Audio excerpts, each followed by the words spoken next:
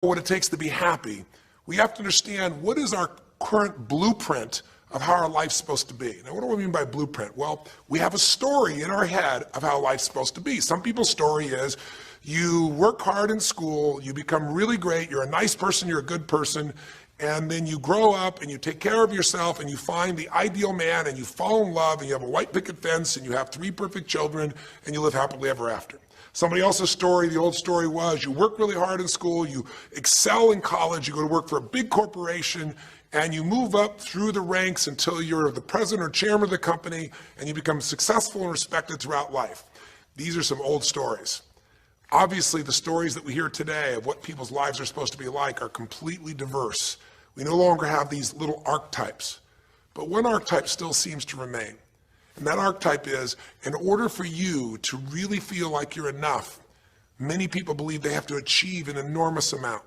They may do it in different ways today. They may do it by building a company and taking it public when they're 27 or 25 years old, or they find and create a new technology, or they become a very special doctor. But we live in a culture in the West that teaches people that you're not enough unless you do something really special and unique, and we define special and unique in interesting ways. A school teacher is not special and unique. A mother who stays home with her children day and night, sculpting their minds, their bodies, their souls, and their future is not special. We live in a world today where we treat teachers like they're nobody and pay them accordingly, and we wonder why our children seem to have challenges in learning and growing or being engaged in school. When we spend thousands of dollars on some item like a computer, but what we look at overall, we invest in for the teacher and for that person who's the personal connection with them is so small. We live in a society where many women look down and say, well, you're just a housewife, you're just a mother. See, some of the pain we have in our society is not because there's one right or one wrong approach, but because we try to make everybody fit into some particular approach to life. Here's what's going to make you happy or make you unhappy in life. It's real simple. Let's do a quick test. If you're in a situation right now where you look at your life, I know there's an area of your life that you probably feel pretty darn good about. Even if you're not happy with your finances, I bet you feel damn good close to your kids. Or if you're not close to your kids, maybe you don't have any kids, maybe you feel really good about your career. If you're doing not so good in your career, maybe you got a really great body that you've trimmed down or strengthened up, or you really shaped yourself the way you want, muscularly, or in the way you look. Or if that's not happening, maybe you feel a really special connection with God, or really close to your mother or father or your family, whatever. Almost everybody has an area of their life they feel really good about if they're honest, and if they're fair to themselves. What's an area of your life you really feel happy about? I want you to think about it for a moment, truthfully. What's an area in your life today that if you wanted to be happy about it, you really could feel proud about it? You could feel like it's an area you're doing darn well in. And if you're really hard on yourself, there's still an area. What's an area? I want you to think of it right now. And I want you to think of that area, whether it's your body or your finances or your career or your intimate relationship or your relationship with your kids or your relationship with your creator, whatever it is. I want you to think about, why are you happy with that area of your life right now today? Why are you happy with that area of your life right now today? Really think about it. If you were in a seminar with me, I'd have you write this down. And if you can put me on hold here for a second, because I'd like to reveal to you what the formula is for happiness. And if I say there's a formula for happiness and here's what it is, you're going to go, yeah, sure, that's what he says. But if you put down the answer and we can see the formula is real without me telling you what it is, you get to look at your own life and say it matches. You're going to know this is right. So you could stop this right now if you want, put me on hold, and just write down what's an area of your life you're really, really happy about, you're really pleased with, or you could be if you wanted to focus on it. And why are you happy with that part of your life right now? Even if you're not happy with everything, what's the area you're happy with and why? Put me on hold right now, or if you're not going to do that, just think for a moment. Why? Specifically, be real. Why?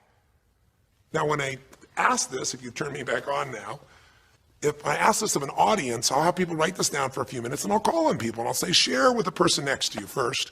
What are you happy about, and why are you happy in that area? And be specific. And after they share, I'll have people stand up, I'll call on a variety of people, and I say, ma'am, tell me, what are you happy about? And she'll say, well, honestly, I'm really happy with my body. She goes, I never thought I'd say that, but I used to be so unhappy with it, and I did some things, I pushed myself through, and now I exercise regularly, and I'm not perfect, but I feel fit, I feel strong, I feel energetic, and that's really, it just feels good to me. Now, I say to everybody, I'm now going to show you what the formula for happiness is. And it's real simple. I want to reveal it to you so you don't ever forget it. Whenever you're happy with an area of your life, it's because right now, your current life experience, I call it your LC, your life conditions, the conditions of your life conditions in that area match or are equal to your blueprint, your story, your belief about how life should be in that area.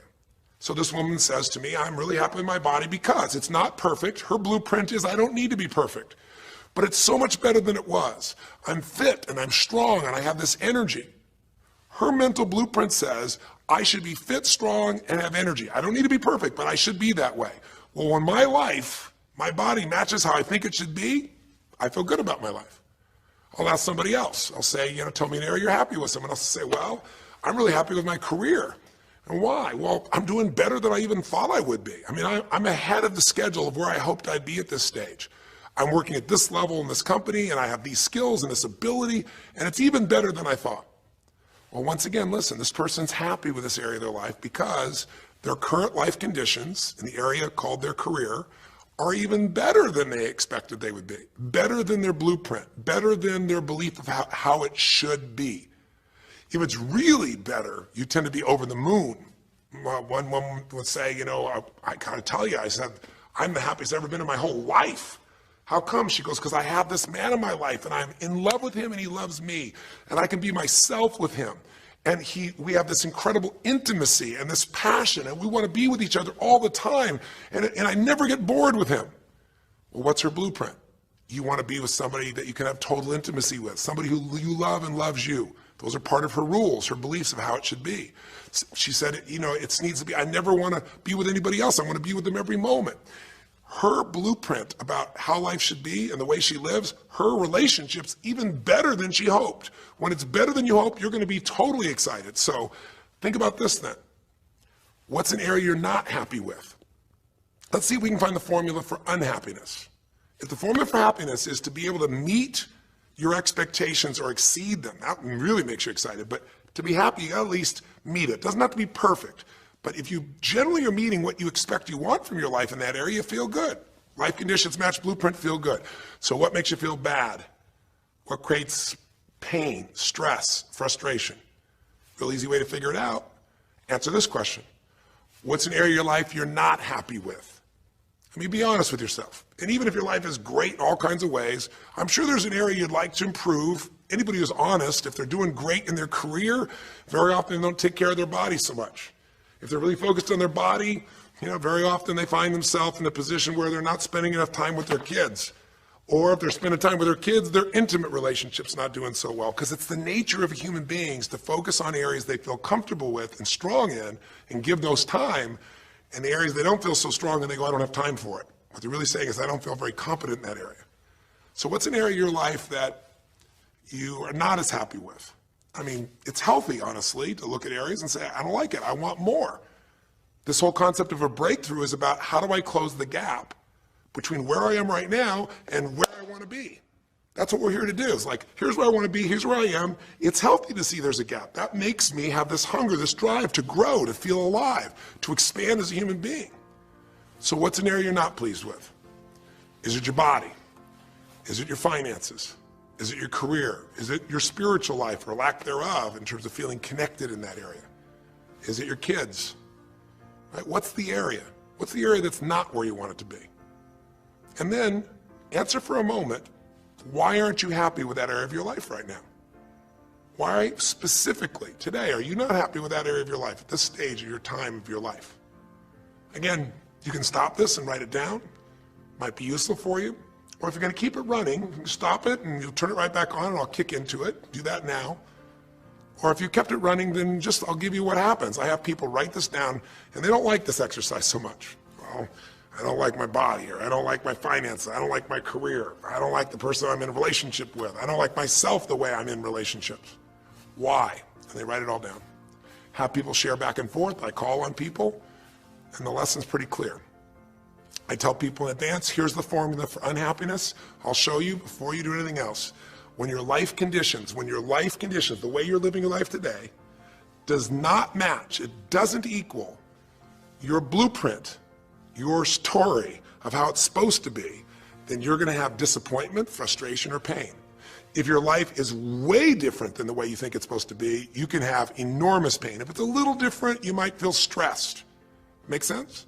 So people stand up and they say, tell me, what's the area you're not happy with? And the person says, well, I'm really not happy with my finances. And I go, why? And they say, because I'm doing worse now than I was 5 years ago. I made mistakes in the market, and at this stage of my life, I should have this much money, and I don't have it, and I don't know how to change it, and it's making me crazy. And why are they crazy? You say, well, because they don't have their economic needs met. No, you can not have your economic needs met, and you can still be okay, but when you have an idea, this is what my need is, and I did the wrong thing, my life doesn't match how I'm supposed to be, that's when people get a little crazy. See, think about it. If you grew up taking care of folding your own clothes, making your own meals, going to the store, doing the grocery shopping, cleaning the bedroom, cleaning the house, vacuuming, taking out the trash, and you did that your whole life, then if you have to do that later on, you don't feel like you have economic pain because you don't have a maid. But if you grew up in an environment where everything was done for you, you never have to work, and now suddenly you have to work incredibly hard to just pay enough money to pay your bills, and all of a sudden food is building up, and the house is dirty, and your clothes aren't folded, and nothing matches, you might find yourself really angry and frustrated because you have a different story about how life's supposed to be than how it is.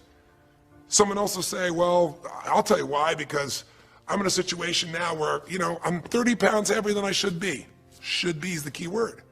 There are people in all cultures who love being big.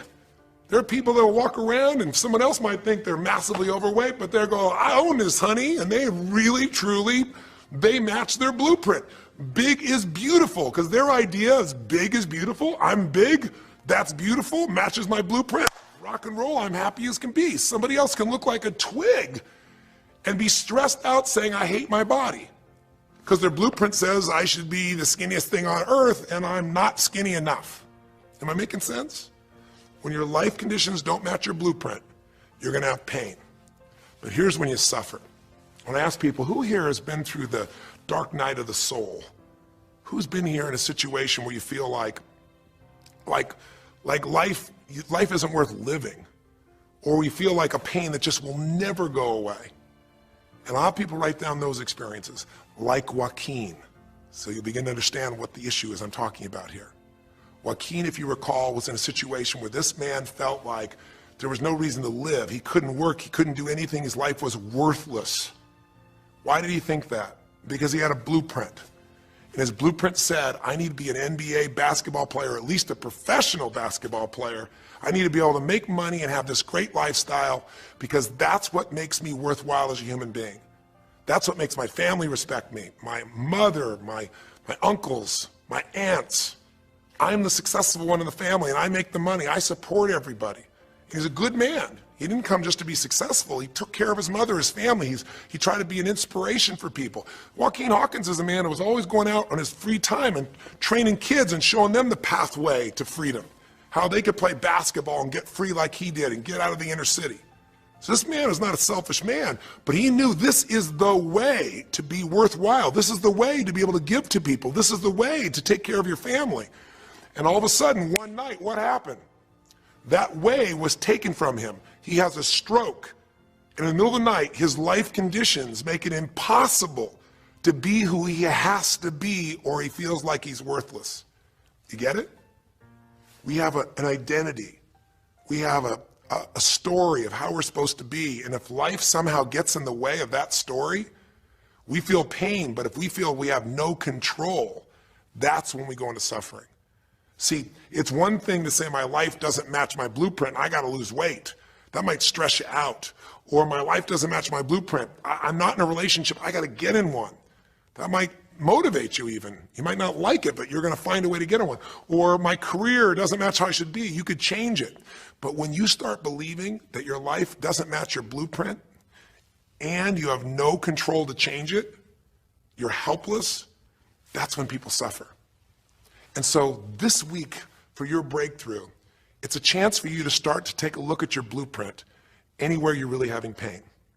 Hey, look, if you're doing great in some area of your life, celebrate it, of course, and I'm sure there are many areas you are. But life is really a series of growth spurts. I mean, two things in life make you feel alive: growing and giving. And what's really wonderful about this man, Joaquin, is he was constantly growing, trying to get better, trying to be a better teammate, a better basketball player. Think about it. When he didn't make the teams and he didn't make the NBA, he didn't give up. He worked even harder. The guy was always striving to become something. And he became it, and he achieved it, and then life took it from him. Isn't that the common denominator with so many of the people in the stories of this 6-part series that you saw, these 6 specials? I mean, Frank and Kristen had a blueprint of what life was supposed to be about. We're supposed to get married and have children, and we're going to have our own business. And all of a sudden, life doesn't match the blueprint. And suddenly, there's depression. Because in their case, they said there's nothing we could do. But they were wrong. They were wrong because they discovered, and Frank discovered, I can make a difference in my wife. The chair, even though I didn't create this and didn't ask for it, this chair does not define me. I can become more than I was before. I can have the impact with my wife. I can have children. We had to change his blueprint because we couldn't change all the conditions of his life. Does that make sense? I couldn't get him to physically walk again. Maybe someday he will, but we can't count on that. What we got to count on is that he can be fulfilled by seeing he isn't helpless. And I did that through a series of experiences that violated what he thought he couldn't do. The same thing was true with almost every one of the people we worked with at some level. And in Joaquin's example, it was also true. Joaquin said, well, I can't ever have this quality of life again because I'm not a professional basketball player. And he was locked into that mindset, and all of us get locked at times. But to his credit, to a system of steps, we were able to break him out of that. We were able to get him to see that he isn't helpless. Because here's your choice. Watch this now. If you're suffering, if you're in pain, your life doesn't match how you think it should be, and you think you're helpless to change it, now you have only 3 choices. Choice 1, blame something. And that's what Joaquin did, if you recall. He blamed his coach. He blamed what happened to him. And of course, these things were outside his control. But he blamed his coach. And a big part of the healing, if you watch this session, was bringing his coach in and getting him to see, hey, you know what, all that anger, all that resentment inside of you, Joaquin, A, it's not based on the truth, and B, like Nelson Mandela said, you know, having resentment in your soul is like drinking poison and hoping that your enemy will die. It doesn't work that way. And when Joaquin was able to break out, his breakthrough was a change in perception, to realize this coach wasn't stopping me. I just felt like I lost everything, and so I don't know how to change it, so I'm looking for something to be mad about, someone to blame, so I don't have to blame myself, or I don't have to feel so helpless. Because when you're angry, you don't feel so helpless. You feel strong for the moment, even though it's a fake strength. When he was able to make that breakthrough, he could stop blaming. Because these are your 3 choices. When life doesn't match how you think it should be, blame something. An event, someone else, or yourself. As we talked about earlier in this series, blame games just destroy you. There's no progress when you blame. For the moment, you feel okay, but nothing changes. What are your real choices? You only have 2 choices in life. If life doesn't match your blueprint, you either have to change your life. That is, you got to say, you know what, my body isn't there, I'm going to go work out. My relationship isn't there, I'm going to change it. You know, I'm not making what I got to make, I'm going to retool, I'm going to get a new skill, I'm going to go back to school, I'm going to start a business, I'm going to do something. You have to do something to change your life.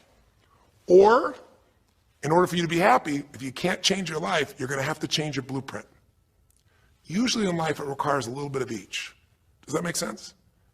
And if you change your life and change your blueprint, you can have an extraordinary life. And what you witnessed this man do was, once he let go of his anger and his denial, once he started to look at things, he began to find, by spending time with his family, that he was worthwhile being loved whether he played basketball or not. Of course, he'd love to play basketball, but professional basketball was no longer a part of it.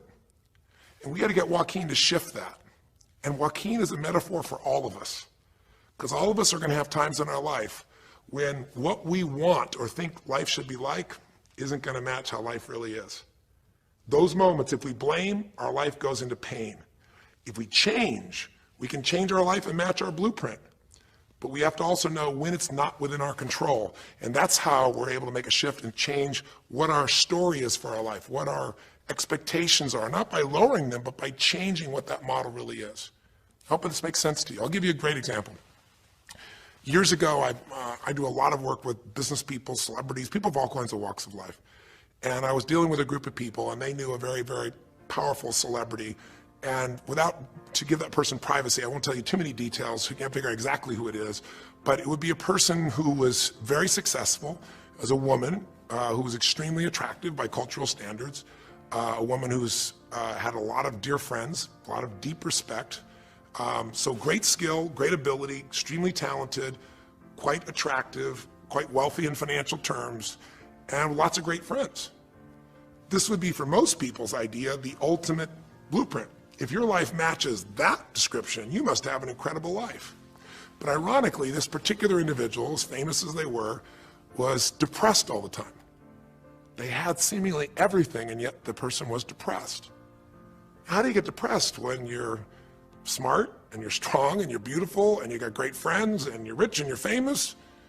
Well, it's real simple. People said, I don't know what it is. Everyone's tried to help her. She's been through counseling. She's got all these different drugs. Nothing's working. She's taking antidepressants and she's still depressed, which is not uncommon, by the way. Because if you change the way you feel physically, but you still see your life doesn't match how you think it should be at some level, and you feel like you're helpless to change it, you're going to be depressed. So I said, bring her to me. I said, I can help her. I know that sounds like hyperbole, but I absolutely can help her. Well, how do you know that, Tony? Because I already know what the problem is. I know if someone's depressed, it's because they feel helpless because their life doesn't match how they think it should be. I just don't know what her blueprint is, but we'll find out what it is, and we'll either help her change her life or we'll help her change her blueprint, or both. Long story short, and very quickly, I'll tell you the core of it. She came to me and she spent maybe the first half an hour telling me, apologizing, saying, I know I should be happier. I know it's silly for me to be depressed. I don't know why I'm so depressed. I know I should be grateful for what I have, and I am grateful. And it was all these reasons why she knows she should feel good, but still didn't. And I tried to finally explain to her, listen, I don't care about that. I care about you. The fact that you're not happy has nothing to do with what you have or don't have. The fact that you're not happy is that your life doesn't match the way you think it should be. And you have some idea of how you think it should be. And worse, if you're this depressed after all this time, you feel like you can't do anything. You have no power to change it. You feel helpless. And she looked at me in a certain way, and I said, so what is that? What did you want your life to be like? She goes, well, it sounds stupid. I said, it's not gonna sound stupid to me. She said, well, I don't know. I just always, since I was a little girl, dreamed that I would be married, and I would have 3 basically perfect children, and they would love me totally, and I loved my husband, he'd love me, and I said, okay, so how's that working for you so far? And she said, well, I think you know, because she's a pretty famous person. She said, I'm divorced twice, I have no children, and I'm now X age. And to give you a clue, that age would be an age where having a child, your own natural child at least, barring a medical miracle, is not going to happen. So I said to her, well, why don't you just adopt? She goes, no, that's not it.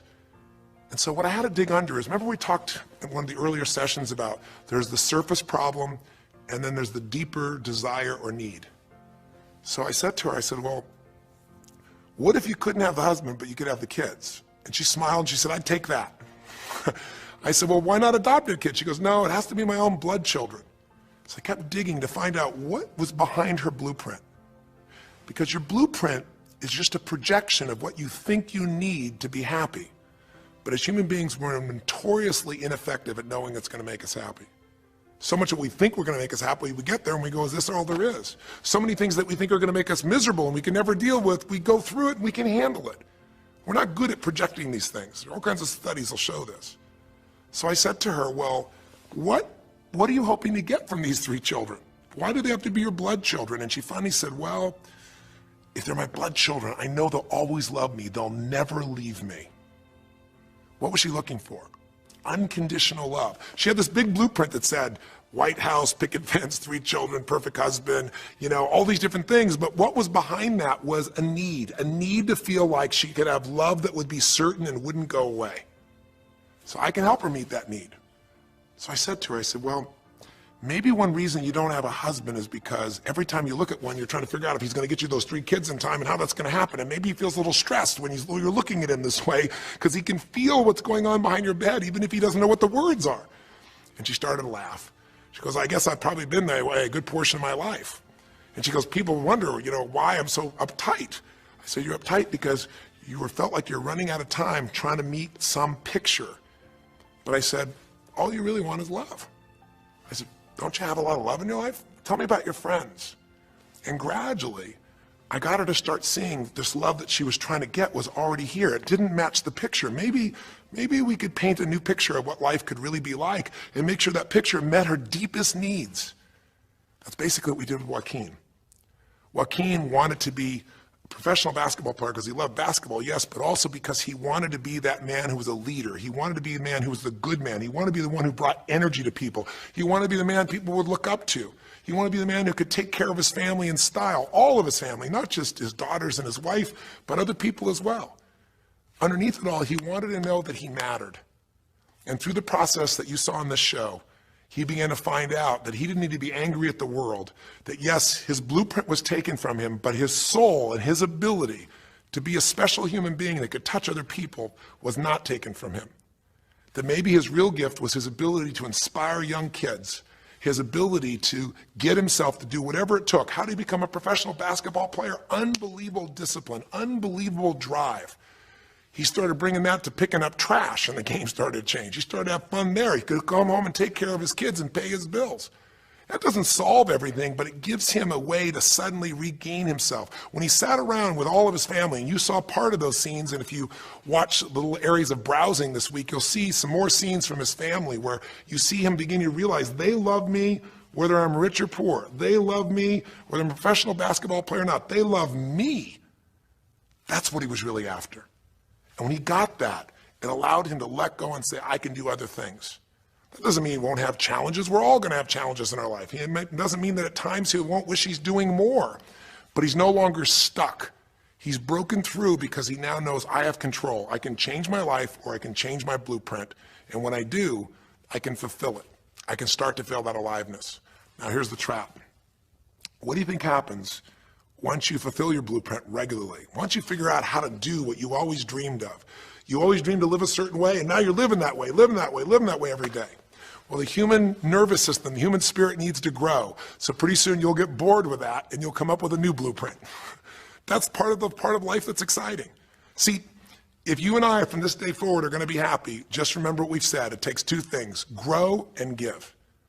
A meaningful life comes from growing, that sense of progress, and it comes from having life not just be about me, but about we, doing something that makes me feel connected to other people besides myself. That growth, that sense of contribution fills a deep spiritual need that we all have. If you are unhappy in your life, you got three choices, really two. Blame, that's not a choice, it's not going to work. Don't blame someone else, don't blame the event, don't blame yourself. Just figure out what you're going to do to change your life. That's my specialty. If you like my coaching or my team's coaching, come visit with us. Come to an event. Come get a coach. Come through a program, and we'll guide you through it more than just a few minutes like this, and we'll do it directly, in an environment that'll shift you. Or change your blueprint. You're going to have to rewire what's going on inside, and that's what we focus on as well. So I hope this journey has been an interesting one for you. I hope it's opened up your eyes to what it takes to go from where you are to where you want to be. It takes changing your emotional pattern. It takes bringing presence to your life. It takes realizing you have no problems compared to somebody else and putting your life in perspective. It takes the ability to deal with those extreme stresses that happen in your life by questioning your limiting beliefs. And again, we'd love to coach you and show you how to change those in a permanent way where it happens automatically, just like lifting weights so often until the muscle's always there and you find yourself able to follow through. It takes for you to be able to figure out how to deal with crisis and how to turn it around. It takes facing your fear. It takes pushing yourself through what used to stop you. It takes putting yourself in a position where you connect to what's more important than just yourself, what you value than just yourself. And it takes, I think in this case also, the ability to realize that no matter what happens to you, you're more than that moment. You're more than the story you think you're supposed to be. And that even when you're not matching what you think you need to be, maybe there's a reason for that. Maybe you're having to find a different part of yourself that's going to fulfill you at a much deeper level. Sometimes failing to get your goal gives you your destiny. I can't tell you how many people I've known over the years who had an idea of what they thought their life was supposed to be like, and they didn't achieve it, and they felt miserable and upset and frustrated, and one day an opening happened, and they went, oh my God, thank God that didn't happen. I think it's Garth Brooks had a great song, And it's a song about when he was in high school and he was in love with this girl, infatuated with her. And she didn't even know that he existed. And he prayed to God every day that she would notice him, that she would fall in love with him. And then sure enough, she never did. He was so disappointed. His blueprint didn't match. His life didn't match it because she didn't even know he existed. And he felt this suffering. He could do nothing to turn it around. Well, 15 years later, he became a guy named Garth Brooks, somebody everybody knew, and he could rock, stadiums with his energy and his song and his music. And he goes back to be at his high school reunion. I think it was his 15-year reunion, if I remember correctly. I don't remember the exact year, but all I remember is he said he saw that woman that he was so obsessed by. He was looking forward to seeing her. And now he was Garth Brooks, and he met her. And after he met her and spent some time with her, he wrote a song called Thank God for Unanswered Prayers. Sometimes not getting your blueprint's the best thing that ever happened, because the disappointment drives you to find something more important inside of you. Or not getting it makes you look for another aspect of your life, a spiritual aspect, a family aspect, a physical aspect. If you can just trust that life doesn't happen to you, it happens for you, then you can find in any situation a benefit that can take your life to the next level. I don't care if you're Frank and Kristen.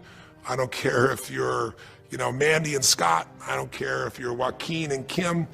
Every one of us in our life is going to face situations where it feels like we have total trauma, something that's been taken from us. The real question is, what are you going to do with it?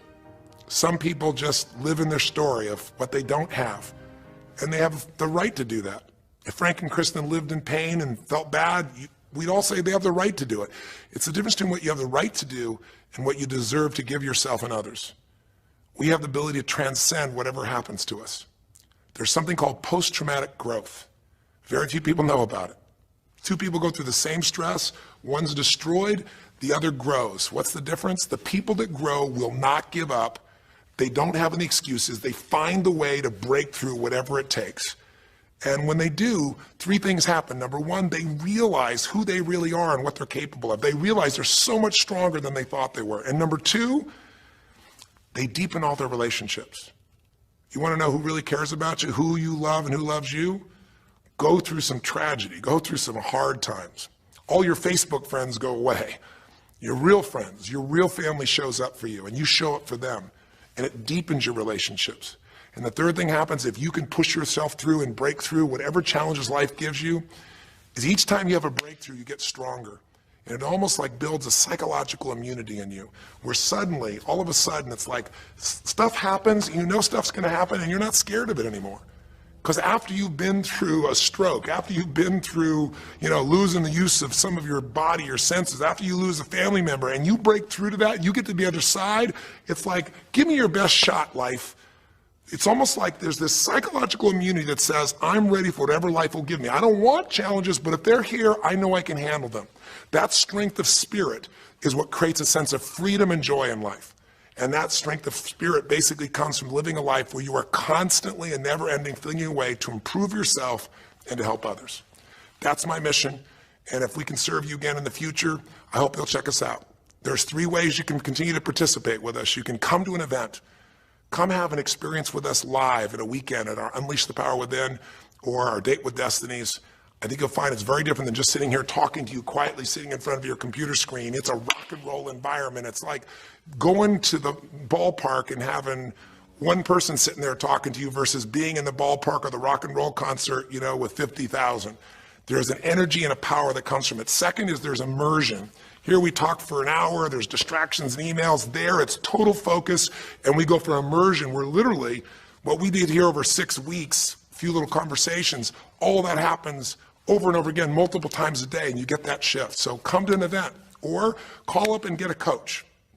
We have people that you can work with and have a free coaching session and make sure it's really valuable for you. But these are people that can check in with you to help make sure you break through, you make the changes you want to make in your career or your finances or your body or your emotions or whatever area matters to you. And finally, lastly, and probably most importantly, every day you got to feed your mind. Because every day most of us are turning on, some form of news. It shows up in our pocket, in our Blackberries or iPods or our iPhones, I should say. It shows up, on your computer constantly. It chases us, and it rarely does a good idea interrupt you. Really what you have to do is pursue the ideas, pursue the experiences that are going to change your life. And we have a way to do it called net time, no extra time. A way where you can keep feeding your mind the stuff that really matters with some products or services. So if you're interested in any of those things, be sure to click on your interest of an event or interest in having a free coaching session, or maybe try one of our audio programs, because the other challenge here is with video, you got to sit here potentially and watch me, but with audio, you can do it while you're working out, you can do it while you're cleaning the house, you can do it while you're driving in the car, while you're getting to work. We'd love to continue serving you in any way we can. I know I've gone long in this session, but I really want you to think about, how can I give my life the way I want it to be? The way I do it is I figure out what my blueprint is and I update it for what life is. I change my life, match my blueprint, and suddenly my life feels full and alive. Thank you for the time that we spent together here. I've really enjoyed our time, and I hope that this breakthrough series reminds you to never settle for less than you can be. Never settle for less than you can give or you can share.